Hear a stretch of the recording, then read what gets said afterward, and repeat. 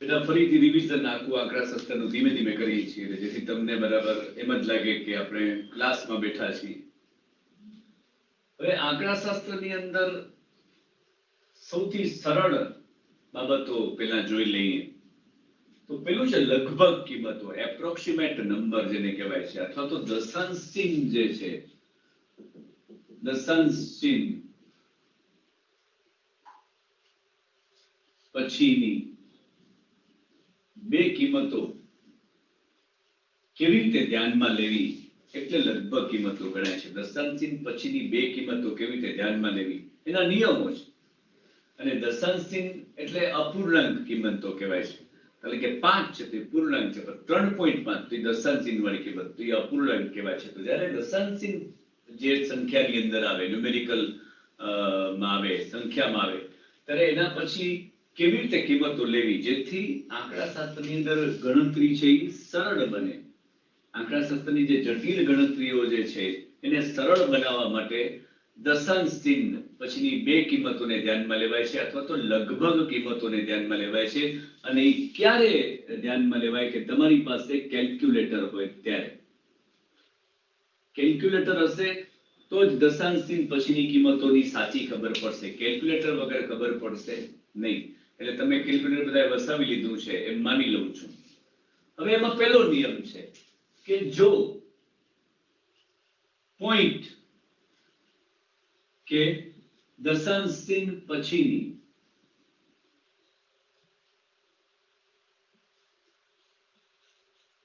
Point કહેવાય, આને આપણે પોઈન્ટ પણ કહેવાય છે. જો પોઈન્ટ કે દશાંશ ચિહ્ન પછીની ત્રીજી સંખ્યા જો 5 કે તેથી વધારે હોય તો બીજી સંખ્યામાં એક ઉમેરાય છે. આવો નિયમ છે અને આ જ નિયમ યાદ રાખવાનો છે કે લગભગ કિંમતો જ્યારે જોઈ છે ગણતરીને સરળ બનાવવા તમે પ્રયોગો કર્યા હશે ત્યારે તમને ખબર પડી ગઈ હશે લગભગ કિંમતોની.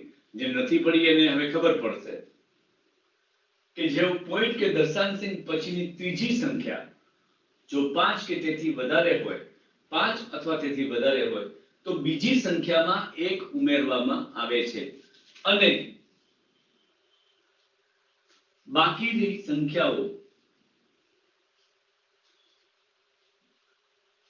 સંખ્યા નીકળી જાય છે. એટલે કે બાકીની સંખ્યાઓ ધ્યાનમાં લેવામાં આવતી નથી. દશાંશ ચિહ્ન પછીની ત્રીજી સંખ્યા જો 5 કે 5 થી વધારે હોય તો બીજી સંખ્યામાં એક ઉમેરાય છે અને બાકીની સંખ્યાઓ નીકળી જાય છે. દાખલા તરીકે 82.8496 આમ આપેલું છે. દાખલા તરીકે 82.8496 અને આ લગભગ કિંમતો શોધવાની છે. દશાંશ ચિહ્ન પહેલાની જે સંખ્યા છે તો એમને જ રહેશે, કાંઈ એમાં કાંઈ ફેરફાર નથી કરવાનો. ફેરફાર કરવાનો છે દશાંશ ચિહ્ન પછીની ત્રીજી સંખ્યામાં. એટલે પોઈન્ટ પછીની ત્રીજી સંખ્યા 1 2 ને 3. અહીંથી 1 2 ને 3 નહીં, આ તો એમને જ આવશે. આગળ જેટલા હોય એટલા બધા લખી નાખવાના છે. 82 તો 82, 282 તો 282. પણ પોઈન્ટ પછીની ત્રીજી સંખ્યા 1 2 ને 3, આ ત્રીજી સંખ્યા જો 5 કે 5 થી વધારે હોય તો આગળની સંખ્યામાં એક ઉમેરાય છે. અહીંયા ત્રીજી સંખ્યા 9 છે એટલે 5 કે 5 થી વધારે તો અહીંયા ઉમેરાશે 1 એટલે 4 + 1 એટલે 5 એટલે 82.85. પછી બીજી સંખ્યાઓ લખવામાં આવતી નથી. ગણતરીને સરળ બનાવવા માટે, સંક્ષિપ્ત સ્વરૂપ આપવા માટે દશાંશ ચિહ્નનો ઉપયોગ કરવામાં આવે છે. જો દશાંશ ચિહ્નનો ઉપયોગ તમે નહીં કરો તો તમારામાં 0.10 નો ફેર 15 નો પોઈન્ટ નો ફેર આવી શકે છે. એને કારણે આપણે દાખલાનો જવાબ ખોટો પડી શકે છે. એટલે આ પહેલી શરત છે કે જ્યારે અપૂર્ણાંક સંખ્યાઓ હોય કેલ્ક્યુલેટરમાં આપણે જોઈએ ત્યારે જવાબ મોટો હોય ત્યારે પોઈન્ટ પછીની ત્રીજી સંખ્યા જો 5 કે 5 થી વધારે હોય તો એક ઉમેરાય છે અને બાકીની સંખ્યાઓ લખવામાં આવતી નથી. એટલે અહીંયા 84 છે તો અહીંયા 85 થઈ જશે કારણ કે અહીંયા 5 કે 5 થી વધારે છે. પ્રેક્ટિસ ના દાખલા જોઈએ.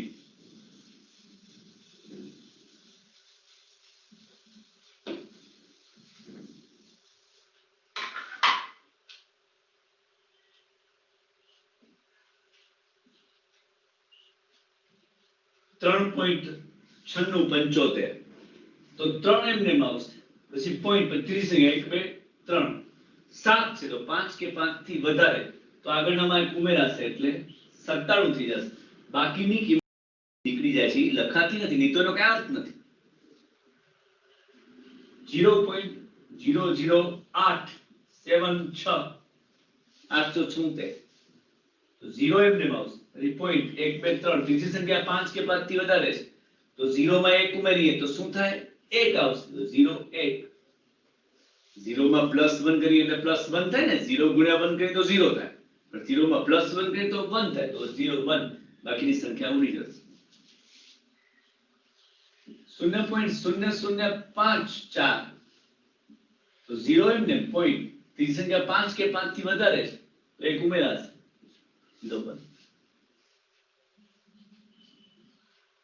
100.687 આમ છે તો 100 પોઈન્ટ ત્રીજી સંખ્યા 8 છે, 5 કે 5 થી વધારે છે તો અહીંયા આવશે 77.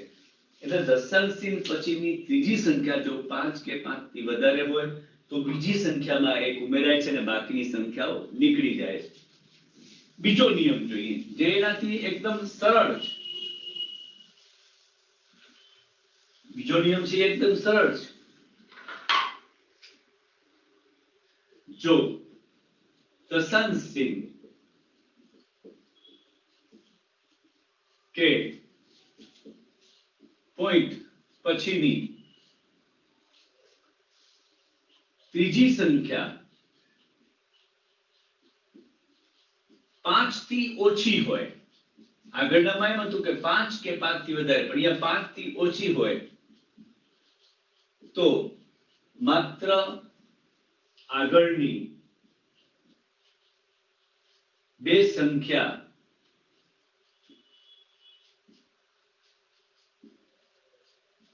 એમને એમ મુકાય છે.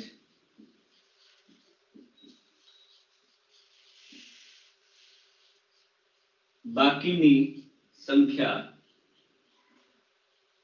નીકળી જાય છે.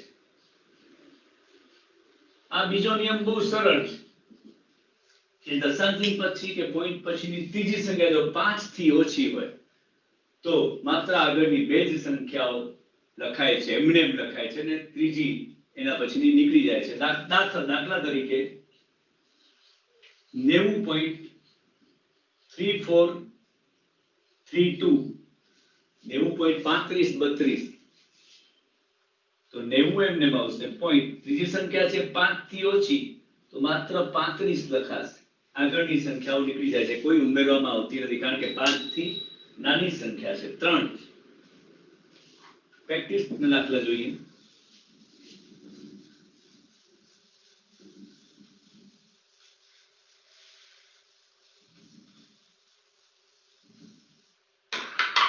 પ્રેક્ટિસના દાખલા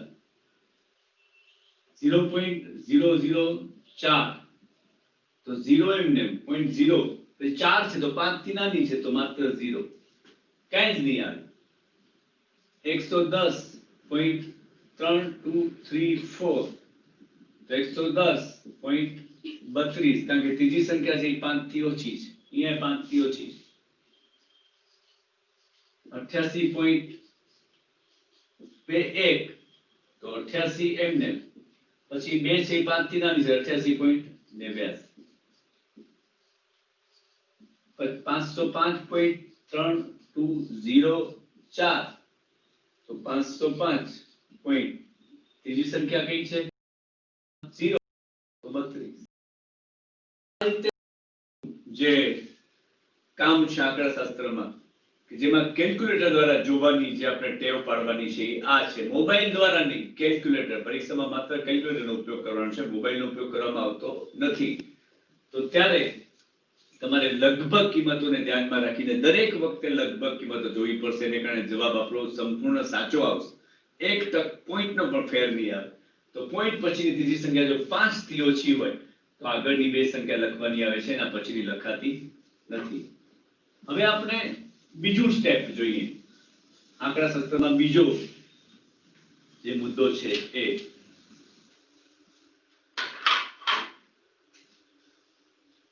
એ છે ગુણાકારનો નિયમ. આપણે બહુ ઘણા વર્ષો પહેલા તમે નાના હતા ત્યારે ભણી ગયા હશો. અને ગુણાકારનો નિયમ છે એ બહુ મહત્વનો એટલા માટે છે કે દરેક દાખલા વખતે આપણે ગુણાકાર કરવાનો છે કેલ્ક્યુલેટરની મદદથી અને કેલ્ક્યુલેટર વગર પણ. તો ગુણાકારનો નિયમ શું કહે છે કે જ્યારે બે સમાન નિશાની હોય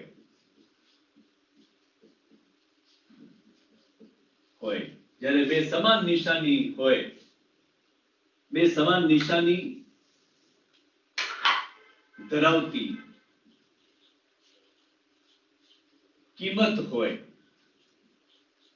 ત્યારે તેનો ગુણાકાર નો જવાબ ધન એટલે કે પ્લસ માં આવે છે. બહુ ક્લિયર વાત છે કે જ્યાં બે સમાન નિશાની છે એના વચ્ચેનો ગુણાકાર હંમેશા પ્લસ માં આવે છે. દાખલા તરીકે +4 ગુણ્યા +8 -2 ગુણ્યા -3 -5 ગુણ્યા -4 +6 ગુણ્યા અહીંયા પ્લસ છે અહીંયા પ્લસ છે ને વચ્ચે ગુણાકાર છે તો 4 × 32 પણ નિશાની આવશે +32 કારણ કે બે સમાન નિશાની છે પ્લસ પ્લસ પ્લસ. આ પહેલા બીજા ધોરણમાં ભણી ગયા છો તમે. એટલે બે સમાન નિશાની હોય ત્યારે તેનો જવાબ હંમેશા ધનમાં આવે છે +32 પણ ગુણાકાર હોવો જરૂરી છે. ગુણાકારનો નિયમ છે. પછી બે સમાન નિશાની છે માઈનસ માઈનસ તો 2 × 3 એટલે 6 પણ નિશાની આવશે પ્લસ ની. Minus minus plus plus plus plus એવું કહેવાય છે કે પ્લસ ગુણ્યા plus is equal to plus, minus ગુણ્યા minus is equal to plus. એટલે આ બહુ ઘણા વર્ષો પહેલા ભણી ગયા છો તમે. એ જ યાદ કરવાનું છે. પછી -5 ગુણ્યા 4 -4 તો 5 ચોકુ 20 પણ +20 કારણ કે માઈનસ માઈનસ પ્લસ. અને 6 તેરી 18 તો +18 કે બંને નિશાની સમાન છે. એટલે જ્યારે બે સમાન નિશાની ધરાવતી કિંમત હોય ત્યારે તેનો ગુણાકારનો જવાબ હંમેશા ધનમાં આવે છે. બીજો નિયમ આપણે જોઈએ.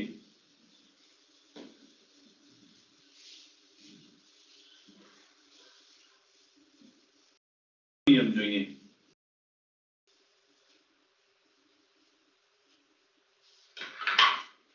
કે જ્યારે બે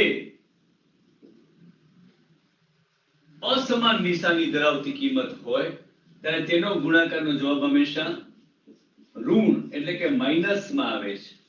જ્યારે બંનેની નિશાની અલગ અલગ હોય, જુદી જુદી હોય, અસમાન હોય ત્યારે એનો હંમેશા ગુણાકાર છે એનો જવાબ છે એ માઈનસ માં આવે છે. દાખલા તરીકે -3 ગુણ્યા +4 +2 ગુણ્યા -8 -3 ગુણ્યા +2 +6 ગુણ્યા -8 તો અહીંયા બધી નિશાનીઓ અલગ અલગ છે. અહીંયા માઈનસ છે, અહીંયા પ્લસ છે, અહીંયા પ્લસ, અહીંયા minus, minus plus, plus minus. તો અસમાન નિશાની હોય એટલે સમાન નથી. અહીંયા માઈનસ છે, અહીંયા પ્લસ. તેનો જવાબ હંમેશા ઋણમાં આવે છે. ગુણાકારનો આ નિયમ બીજો છે. તો 3 ચોકુ 12 પણ નિશાની -12 આવશે કારણ કે minus plus minus, minus plus minus, plus minus minus. આ નિયમ છે. જ્યારે અસમાન નિશાની હોય ત્યારે એનો ગુણાકાર હંમેશા માઈનસ થાય છે. 8 દુ 16 પણ અહીંયા -16 થશે. 3 દુ 6 પણ -6. 8 છક 48 પણ -48 કારણ કે નિશાની છે એ અસમાન છે. એટલે જ્યારે સમાન નિશાની હોય ત્યારે એનો ગુણાકાર હંમેશા ધનમાં આવે છે અને જ્યારે અસમાન નિશાની હોય ત્યારે એનો ગુણાકાર હંમેશા ઋણમાં આવે છે. આ મગજની અંદર ગોખી રાખવું કારણ કે આ જ ગણિત જ આ જ મહત્વનું છે. આ જ આપણે આગળ દાખલાઓમાં કામ આવવાનું છે. ત્રીજી વાત કરી લઈએ. તમે પ્રેક્ટિસના દાખલા પોતે ઘરે કરી શકો છો. સેલ્ફી પાડી છે ને આપણે સેલ્ફ એમ આપણે દાખલા પોતે પણ ગણી કરી શકીએ છીએ, એમાં કે મારી જરૂર ન પડે, તમે પોતે પ્રેક્ટિસના દાખલા ગણી શકો છો. ત્રીજું છે સરવાળા અને બાદબાકીનો નિયમ. સરવાળા બાદબાકીનો નિયમ. જ્યારે બંને બાબતો ભેગી થઈ જાય, સાદુરૂપ જેને આપીએ, હંમેશા ગણિત અને આંકડાશાસ્ત્રમાં સાદુરૂપ આપવાનું હોય છે. તો જ્યારે સાદુરૂપ આપીએ ત્યારે હંમેશા આપણે સરવાળા અને બાદબાકી ભેગા હોય છે. તો એનું શું કરવાનું? તો સરવાળા બાદબાકીનો જે નિયમ છે એમાં એવું છે કે સર્વપ્રથમ સમાન નિશાની ધરાવતી સંખ્યાનો સરવાળો કરવો. આ પહેલું છે, સમાન નિશાની ધરાવતી નિશાનીનો સંખ્યાનો સરવાળો કરવો. ની આગળ પ્લસ તેનો સરવાળો, જે માઈનસ તેનો સરવાળો. ગુણાકારનો નિયમ હવે અહીંયા ભૂલી જવાનો, અહીંયા સરવાળા બાદબાકીનો નિયમ આવી જાય છે. તો સમાન નિશાની ધરાવતી સંખ્યાનો સરવાળો કરવો. પછી મોટી સંખ્યામાંથી નાની સંખ્યા બાદ કરવી. 30 હોય ને 30 અને 20 હોય તો 30 માંથી 20 બાદ કરવી. એ મોટી સંખ્યામાંથી નાની સંખ્યા બાદ કરવી. અને અંતમાં જે સંખ્યા મોટી છે તેની આગળ રહેલી નિશાની મૂકવી. નિશાની મૂકવી. જે સંખ્યા મોટી છે તેની આગળ રહેલી નિશાની છે એ મૂકવાની. બહુ સરળ છે કે સમાન નિશાનીનો સરવાળો, પછી મોટીમાંથી નાની બાદ કરવાની, અને જે સંખ્યા મોટી છે એની આગળની નિશાની ધ્યાનમાં. દાખલા તરીકે આપણે જોઈએ, અહીંયા +6 છે, +4, 0, -8, -5 આમ આપેલું છે. હવે આનું આપણે સાદું રૂપ આપવાનું છે. તો આપણે જોવાનું કે સમાન નિશાની ધરાવતી સંખ્યા કેટલી છે. તો 6 ની આગળ પ્લસ છે, એની આગળ પ્લસ છે, તો આવશે 6 ને 4 10 એટલે +10 થશે. કઈ મૂલ્ય નથી, ખાલી 0 લખેલું છે. એની આગળ કોઈ નિશાની નથી લાગી, ખોટું લાગે. 0 ની આગળ કોઈ નિશાની ન લગાવાય. પછી આ સમાન નિશાની છે, 8 ને 5 13, અને એની આગળ માઈનસ છે. 8 ને 5 13, 6 ને 4 10, તો આની આગળ પ્લસ છે, આની આગળ માઈનસ. હવે બીજો નિયમ કે મોટી સંખ્યામાંથી નાની સંખ્યા બાદ કરવી. આ 10 અને 13 માંથી મોટી કઈ છે તો તમને ખબર પડી જ જાય. આપણે પૈસા લઈએ ત્યારે 20 રૂપિયા અને 10 રૂપિયામાં ફેર પડી જાય, ખબર પડે કે 20 રૂપિયા વધારે કહેવાય. તો 13 ને 10 માંથી 13 મોટી છે, તો 13 માંથી 10 બાદ કરવાની, તો એ આવશે 3.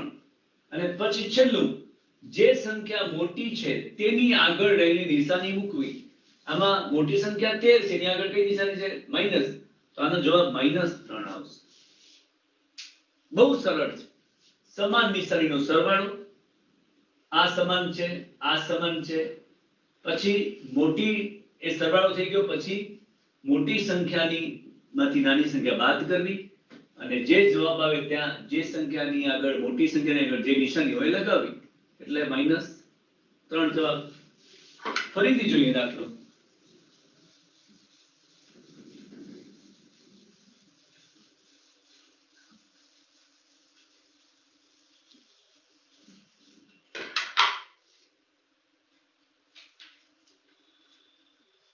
-8 -4 +6 -3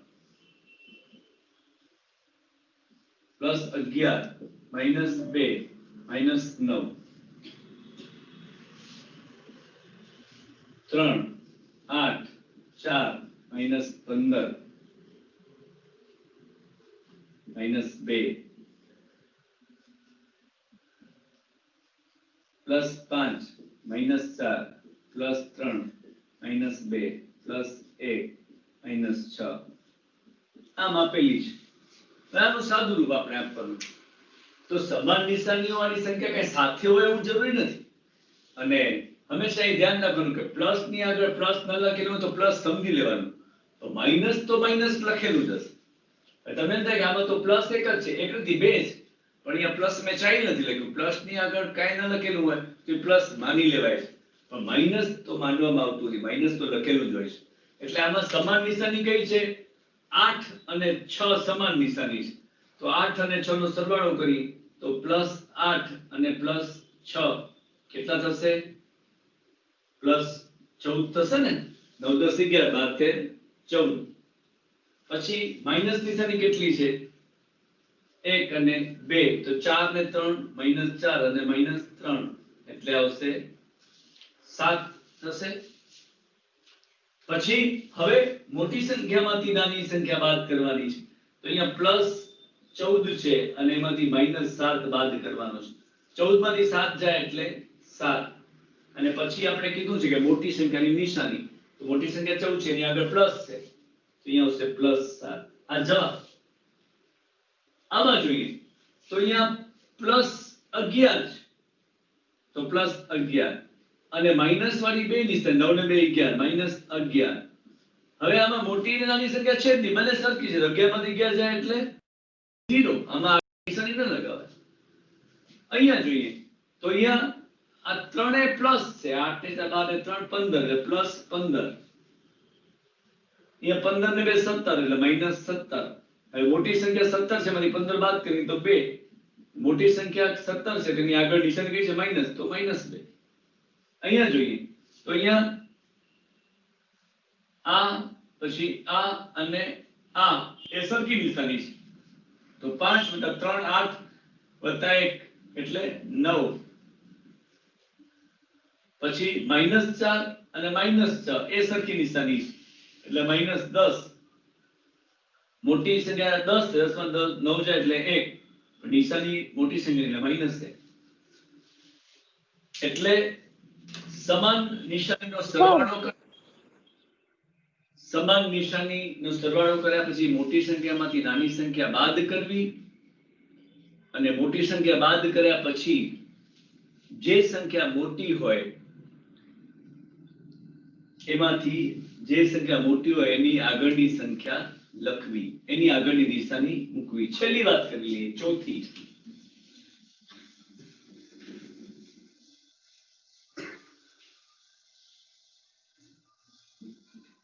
આ બધી પાયાની વાતો છે, એટલે તમારે એ થોડી પ્રેક્ટિસ કર્યા કરવી પડશે। ચોથું, શ્રેણી। એમાં છે ખંડિત શ્રેણી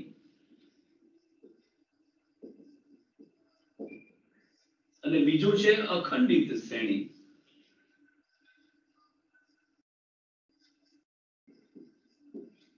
બહુ સરળ છે કે જે માહિતીનો જવાબ છે એ પૂર્ણાંક